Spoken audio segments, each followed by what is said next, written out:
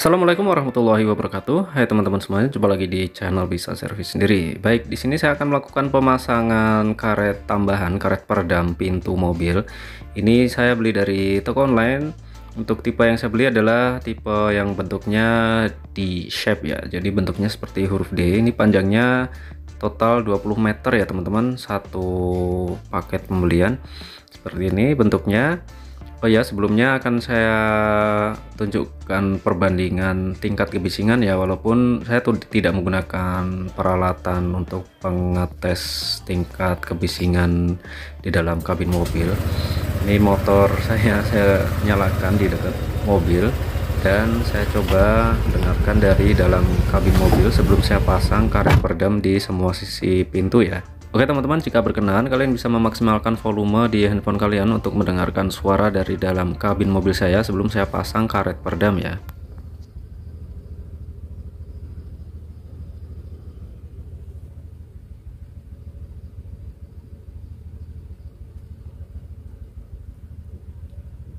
Oke, jika kalian perhatikan masih ada suara motor di dekat mobil saya tadi ya teman-teman.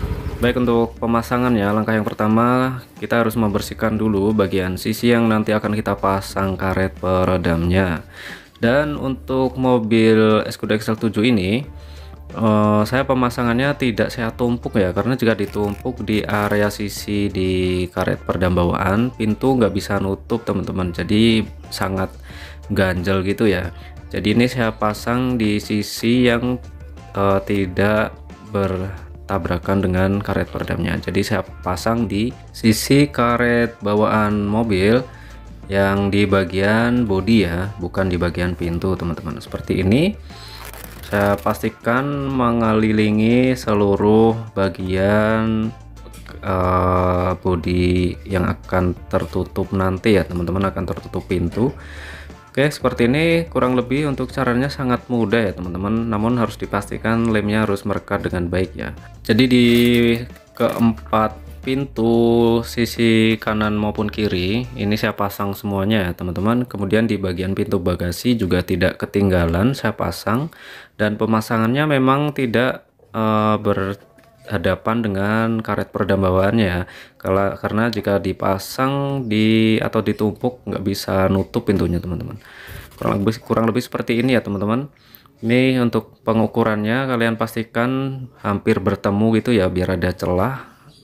Selanjutnya ini kita pastikan lagi, ini saya pastikan supaya lemnya benar-benar cut. Selanjutnya saya tes untuk menutup dan membuka pintunya.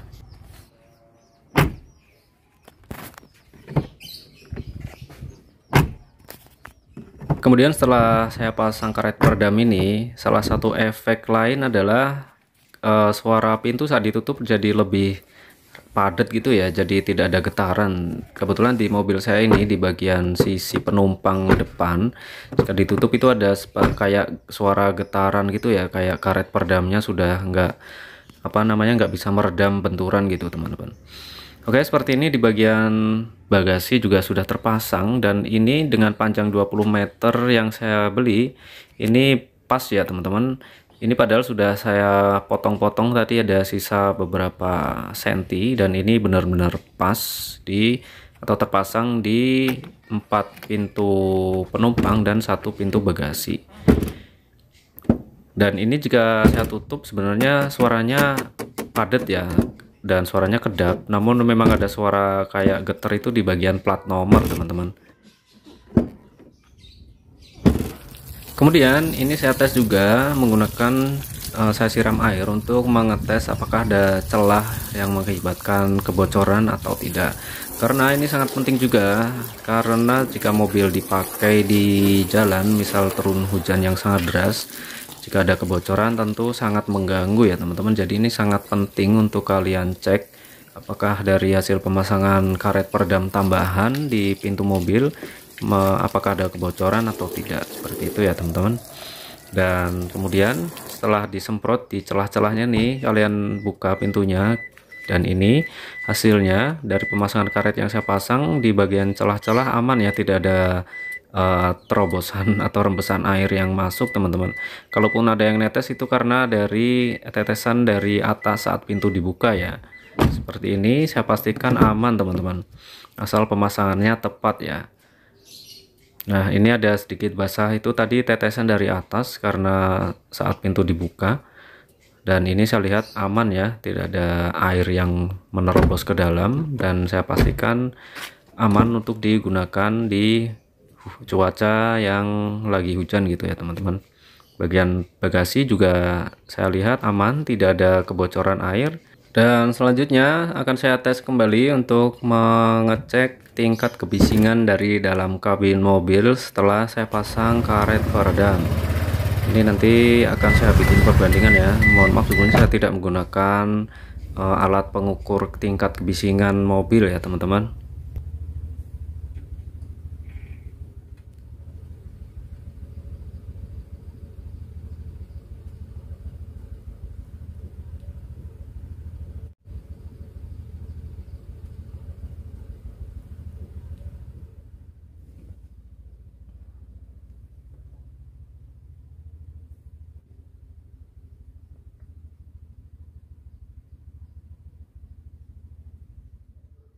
Oke teman-teman, dari hasil pemasangan tadi saya simpulkan bahwa untuk mengurangi tingkat kebisingan di dalam kabin tidak terlalu signifikan ya. Ya ada perubahan namun tidak banyak. Tapi sisi baiknya dari hasil atau efek pemasangan karet peredam tambahan ini, pintu mobil saat ditutup bisa lebih diredam lagi getarannya ya. Seperti mobil saya ini di bagian pintu penumpang depan sebelah kiri, ketika ditutup awalnya ada suara getaran yang cukup mengganggu. Setelah saya pasang jadi lebih diredam, jadi suara benturannya lebih padat dan lebih kalem gitu ya teman-teman. Baik, itu aja yang bisa saya bagikan ke kalian. Terima kasih sudah menonton. Semoga video ini bermanfaat. Jika ada kekurangan dalam penyampaian video, saya mohon maaf. Terima kasih sudah menonton. Akhir kata, wassalamualaikum warahmatullahi wabarakatuh.